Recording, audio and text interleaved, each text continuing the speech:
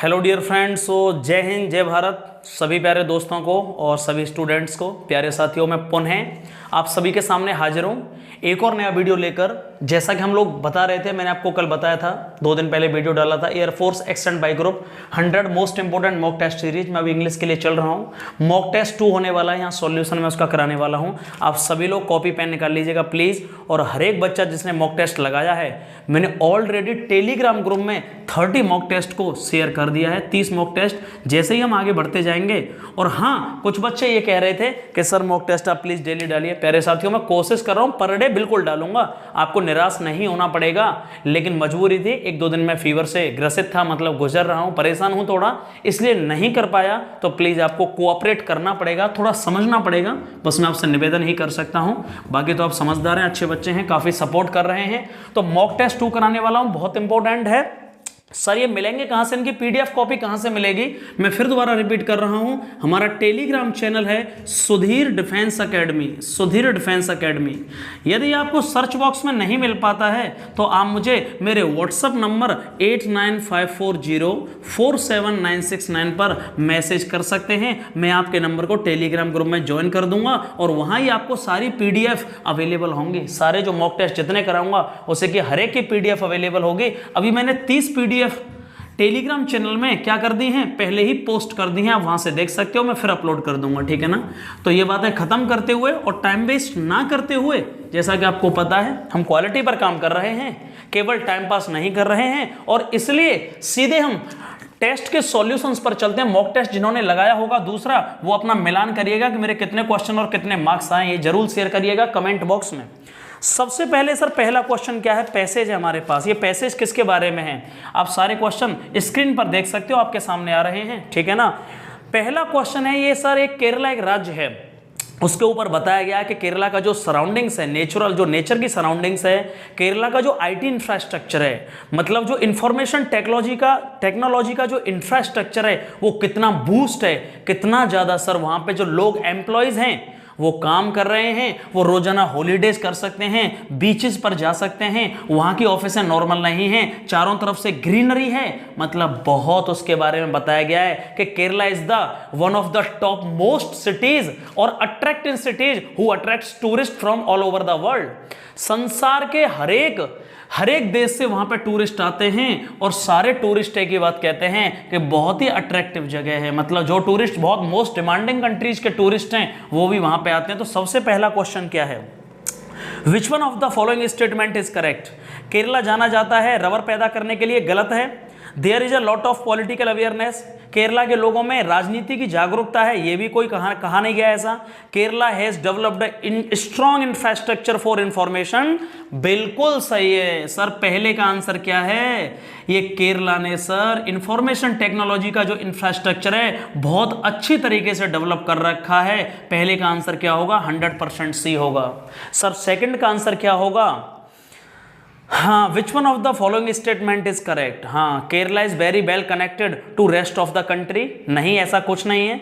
The above passage is a message for prospective entrepreneurs to invest in Kerala, बिल्कुल सही answer है sir. Kerala ऐसी जगह है जो बाहर के इन्वेस्टर्स को बहुत अट्रैक्ट करती है, क्योंकि सर वहाँ का इंफ्रास्ट्रक्चर, वहाँ का सराउंडिंग्स, वहाँ का इन्वायरमेंटल सराउंडिंग्स, वहाँ की सर टोपोग्राफिकल जो एनवायरनमेंट है बहुत ज़्यादा अच्छा है, और इसलिए दूसरा आंसर बिल्कुल सही है। दूसरे का आंसर क्या है, बी। और तीसरा क्वेश्चन क्या है, विच one of the following statement is correct.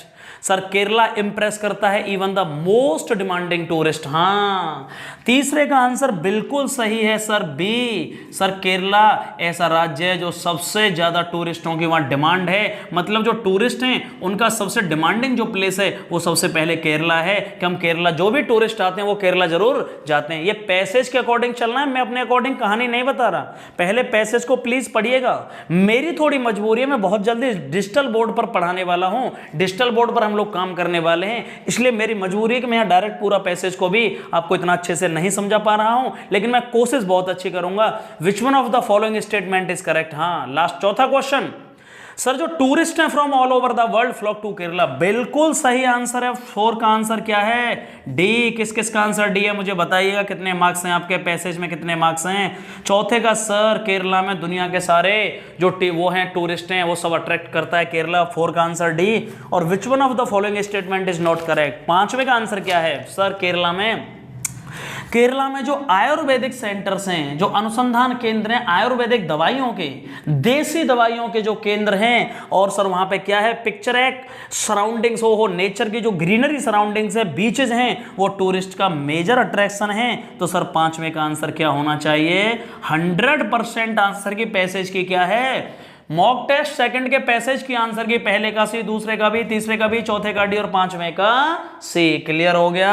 अब हम सीधे टाइम वेस्ट ना करते हुए क्वेश्चन नंबर 6 पर चलते हैं। और 6 क्वेश्चन में ये पूछा गया है कि सर स्टेमिना एक वर्ड है और स्टेमिना का सिनोनिम्स क्या होगा? सिनोनिम्स का मतलब होता है प्यारे साथियों समानार्थी, मतलब सर पर्यायवाची, मतलब सर इसका पर्यायवाची या सिनोनिम्स क्या होगा? स्टेमिना किसे कहते हैं? आपने सुना होगा, हम अक्सर रोजाना बोलते हैं यार मेरे अंदर स्टेमिना नहीं रहा है, सर तेरे अंदर बहुत स्टेमिना है। मतलब हमारे अंदर का जो इम्यूनिटी सिस्टम या हमारे अंदर की जो इनर स्ट्रेंथ होती है, कौन सा आंसर सही है? हमारे अंदर की जो इनर स्ट्रेंथ होती है उसे स्टेमिना बोलते हैं। तो answer B is the right answer. 6 का आंसर क्या होने वाला है? B is the right answer. Sir skill नहीं होगा, स्किल एक अलग चीज है, उसे हम बोलते हैं किसी चीज में निपुणता, किसी चीज में कुशल होना, एबिलिटी। स्क्रिप्चर माने धार्मिक किताबें, ये आंसर नहीं होगा 6वां। और स्क्रूज हो नहीं सकता है। 7वां क्वेश्चन क्या है सर? मैडन का सिनोनिम्स पूछा गया है। याद रखिए, लिख लीजिए। जो बच्चे केवल वीडियो को देखते हैं और बस बंद कर दिया प्यारे साथियों, फिर तो देखना भी बेकार है। जो बच्चे सचमुच में पढ़ना चाहते हैं और सचमुच में इस पेपर का फायदा उठाना चाहते हैं, कॉपी पेन पर नोट डाउन किया करें, चाहे वो वोकैबुलरी हो, चाहे वो पैसेज हो, चाहे वो कुछ भी हो, क्योंकि इससे आपके रीडिंग स्किल्स मजबूत होंगे, इससे आपकी वोकैबुलरी स्ट्रांग होगी, इससे आपके ग्रामेटिकल जो कॉन्सेप्ट्स हैं वो स्ट्रांग होंगे। तो सर मैडन किसे कहते हैं आपको पता होना चाहिए। एक तो वो भी होता है मैडन स्पीच जो पहली बार बोला गया होगा, आपने वन वर्ड सब्स्टिट्यूशन में पढ़ा होगा, speech delivered by first time. किसी के द्वारा जब पहली बार स्पीच दिया जाता है, पहली बार किसी टॉपिक पर कहीं भी, तो उसे मैडन स्पीच बोलते हैं। और सर ये मैडन का मतलब है एक ऐसी लड़की या वुमेन जो हु इज स्टिल अनमैरिड, जो शादी नहीं हुई है लेकिन जिसकी एज थोड़ी ज्यादा है, 30 से लेकर 35 और 35 प्लस हो गई है, लेकिन वो लड़की अभी कुंवारी है, उसे हम मैडन बोलते हैं। और इसका सिनोनिम्स क्या होगा? Sphincter is the right answer. क्या आंसर होगा? स्पिंस्टर होगा। मैरिड नहीं हो सकता, स्पाउस नहीं हो सकता, वार्डन नहीं हो सकता। 8वां क्वेश्चन, 7वें का आंसर क्या है भैया? सी। 8वें क्वेश्चन का आंसर क्या है सर? एक्टिव से पैसिव बनाना है। We wish you to forget this episode. We wish you, हम आशा करते हैं आपसे, we wish you to forget, ये पूरी आगे की कहानी है, टू दिस एपिसोड। इसका पैसिव क्या बनेगा? प्रेजेंट इंडेफिनिट है, ये सब्जेक्ट है, ये ऑब्जेक्ट है, ऑब्जेक्ट को सब्जेक्ट और सब्जेक्ट को ऑब्जेक्ट, और यहां प्रेजेंट इंडेफिनिट है, इसे मार आ जाएगी तो यू आर विश्ड। पैसिव का दूसरा नाम पास्ट पार्टिसिपल वर्ब की थर्ड फॉर्म, और ये सेम रहेगा क्योंकि इन्फिनेटिव की तरह काम कर रहा है, to forget this episode. Sir you are wished, 2 बार आर नहीं लगानी है, you are wished to forget this episode. Answer लगाइए 8वें का, C is the right answer 100% undoubtedly. Question number 9 की बात करूंगा। क्वेश्चन नंबर वाई पर लाइए सर जी। क्वेश्चन नंबर 9 की बात करूंगा। चलिए, ये डस्टर भी है और वाइपर भी है, तो ज़्यादा आप ध्यान मत दीजिएगा, ठीक है ना। तो प्यारे साथियों अब हम चलते हैं। He said to me I can defeat you, बहुत ही सिंपल क्वेश्चन है। ही सेड टू मी, ठीक है, comma inverted comma, I can defeat, मैं तुम्हें डिफीट कर सकता हूं। बंद कर लीजिए कॉमा इन्वर्टेड कॉमा को। इसका क्या बनाना है सर? इसका बनाना है इनडायरेक्ट स्पीच। तो वो ऑप्शन हटा दीजिए जो बिल्कुल नहीं हो सकते। सबसे पहले तो सी ऑप्शन को हटाइए, ठीक है ना। उसके बाद कौन सा ऑप्शन? अरे सेड टू किस में चेंज होगा? ही टोल्ड मी, कॉमा इन्वर्टेड कॉमा को हटा के कंजंक्शन दैट, क्योंकि बाकी सिंपल है। आई फर्स्ट पर्सन है, फर्स्ट पर्सन चेंज होगा अकॉर्डिंग टू सब्जेक्ट। आई का हो गया ही, कैन का हो गया कुड, और डिफीट का रहेगा डिफीट। यू है सेकंड पर्सन, मतलब सेकंड पर्सन चेंज होगा ऑब्जेक्ट, और ये भी एक ऑब्जेक्ट, तो मी भी एक ऑब्जेक्ट। और आंसर किसका हो जाएगा भैया? He told me that he could defeat him, answer लगा he could defeat me, answer होगा 100% डी। आंसर क्या होगा भैया 9 में का 100% डी। कौन सा आंसर नहीं होगा? बी नहीं हो सकता, शुड, सी नहीं हो सकता, और ए क्यों नहीं होगा? ए इसलिए नहीं होगा क्योंकि यू चेंज होगा मी में, ना कि हिम में। समझ गए? 10वां क्वेश्चन बहुत इंपॉर्टेंट। सर एक वर्ड है एक्सटेंसिव, एक वर्ड है एक्सटेंसिव। एक्सटेंसिव किसे कहते हैं मुझे जल्दी बताइए आप। एक्सटेंसिव कैसे हैं सर? बहुत ज्यादा बड़ा, विशाल, विस्तार करना, एक्सपेंड करना, किसी चीज को फैलाना। एक्सटेंसिव एक एडजेक्टिव है। सुना, एक वर्ड सुना होगा तुमने, एक्सटेंड करना। सर अपनी कोचिंग को थोड़ा एक्सटेंड कर दीजिए, सर अपनी नॉलेज को थोड़ा एक्सटेंड कर लीजिएगा, मतलब विस्तार करना। और एक्सटेंसिव इसी से बना हुआ है, विस्तारात्मक। तो इसका इनमें से कोई आंसर नहीं है। ये क्वेश्चन में जो ऑप्शंस दिए गए हैं गलत हैं, इसका उल्टा पूछा गया है। इसका आंसर होना चाहिए था या तो स्मॉल या सिकुड़ना, ठीक है ना, और या फिर क्या करना, किसी चीज का लिमिटेड होना, मतलब निश्चित होना, बहुत ज्यादा नहीं होना। लेकिन इसमें ऐसा कोई आंसर नहीं है। तो मेरे अकॉर्डिंग 10वें का आंसर ना तो ए होगा, एक्सटेंड इसका उल्टा कैसे हो सकता है? सिनोनिम्स होगा। बाउंडलेस भी इसका सिनोनिम्स होगा, बाउंडलेस भी इसका सिनोनिम्स होगा, और इमेजरेबल भी इसका सिनोनिम्स होगा, ठीक है ना। और इंटेंसिव इसका हो नहीं सकता। और 10वें का आंसर लिख लीजिएगा, इसमें से कोई सही नहीं है, या तो स्मॉल होगा या लिमिटेड होगा। कोई डाउट है? 11वां क्वेश्चन, टाइम वेस्ट ना करते हुए सीधे चलते हैं। 11वां क्वेश्चन टाइम वेस्ट ना करते हुए, सर ये बताइए करेक्टली स्पेल्ड वर्ड कौन सा है? करेक्टली मैं कोशिश करूंगा, रोजाना मॉक टेस्ट डालूंगा, आप टेंशन मत लीजिए, बस प्लीज थोड़ा समझने की कोशिश करिए। कभी कभी मजबूरी होती है और इसलिए मेरी क्लासेस ज्यादा होती हैं। तो करेक्टली स्पेल्ड वर्ड पूछा गया है एक्यूरेट। एक्यूरेट की स्पेलिंग सब लोग बोलेंगे मेरे साथ, जल्दी बोलिए। ACU के ACCU, एक्यूरेट। एक्यूरेट का मतलब होता है एकदम सटीक, ठीक है ना।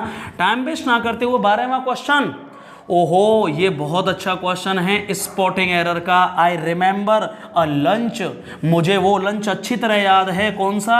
दैट यू ऑर्गेनाइज्ड, जो तुमने दिया था ऑन योर बर्थडे। लिख लेना भैया, दिखा हुआ है पेपर स्क्रीन पर, देखते चलिए सारे क्वेश्चन।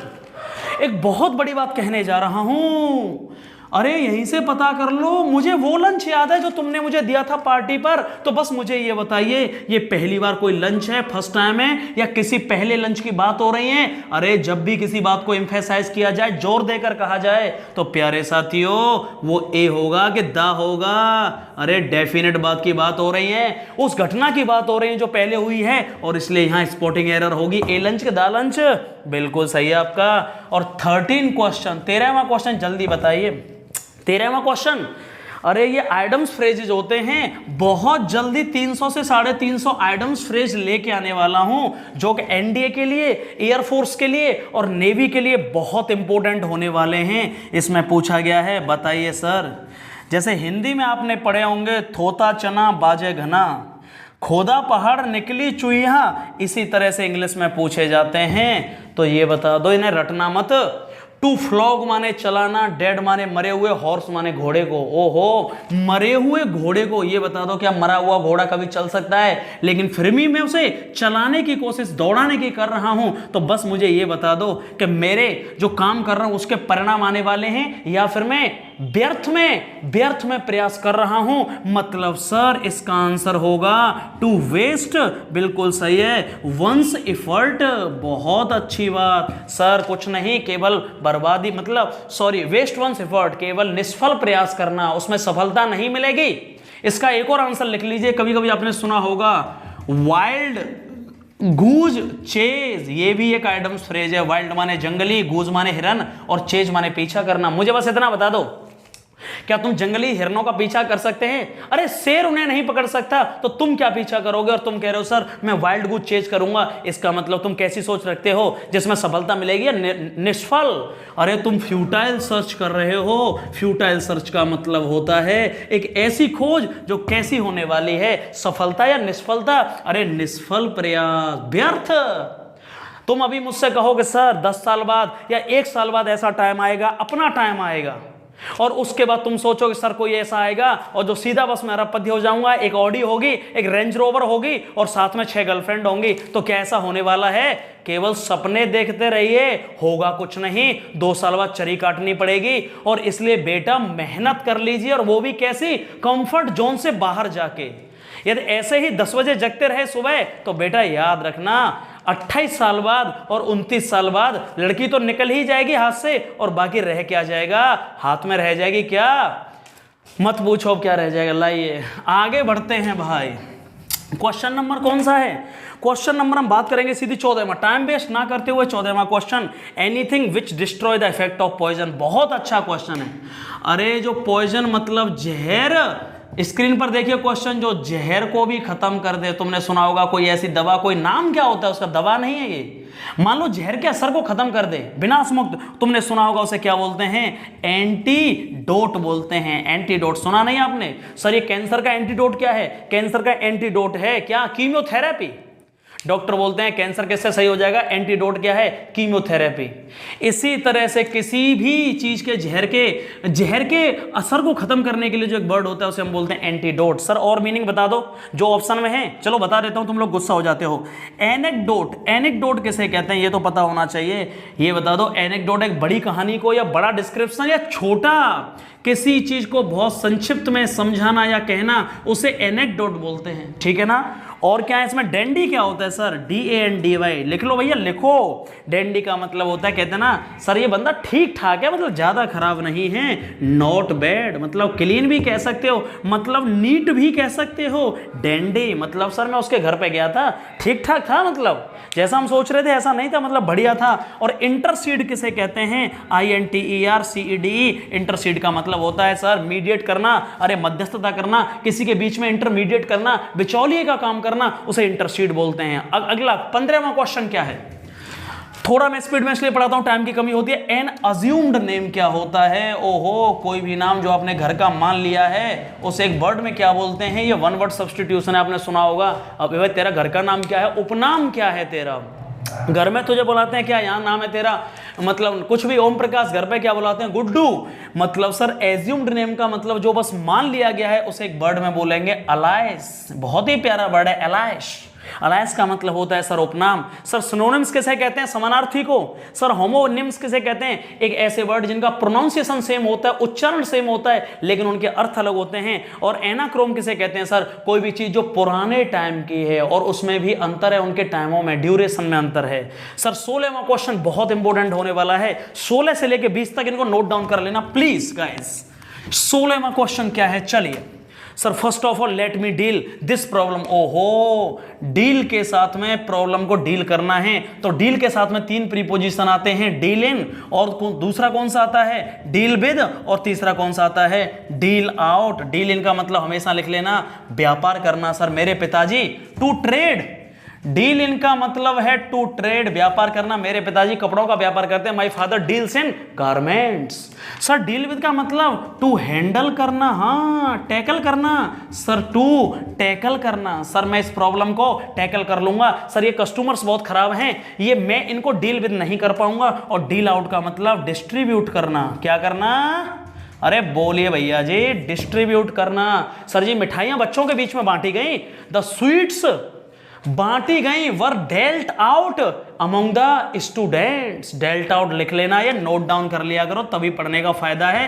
पेपर करना तभी इंपॉर्टेंट है जब नोट डाउन करके हर चीज को लिखो। 17वां क्वेश्चन, 16 का आंसर कौन बताएगा? 16 का आंसर होगा डी, और 17 का आंसर क्या होगा sir? Heads will after the party's debacle. कितना अच्छा क्वेश्चन है। पहले तो नोट डाउन करो, एक चीज नोट डाउन करो, रोलिंग हेड्स। आज के बाद ये समझ जाओ ये क्या है, एक एडम्स फ्रेज है। लिख लो रोल हेड्स का मतलब। रोल हेड्स का मतलब चर्चा होना, मतलब सर नौकरी से निकाला जाना, मतलब बाद में इस बात पर चर्चा।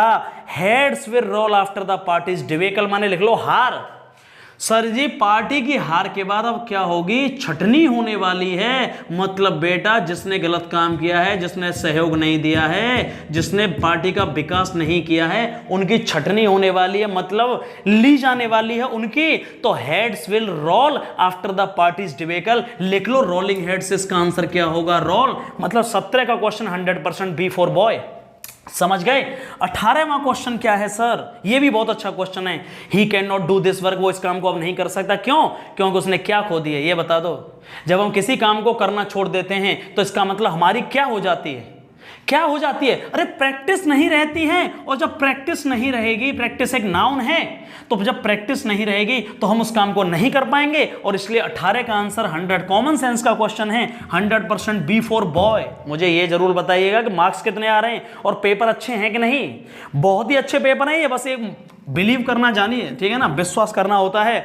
और सर ये बहुत अच्छा क्वेश्चन है, he is doldrum over this issue. हाँ, फिर दोबारा से एक एडम्स फ्रेज आ गया। लिख लो, लिखो भैया लिखो।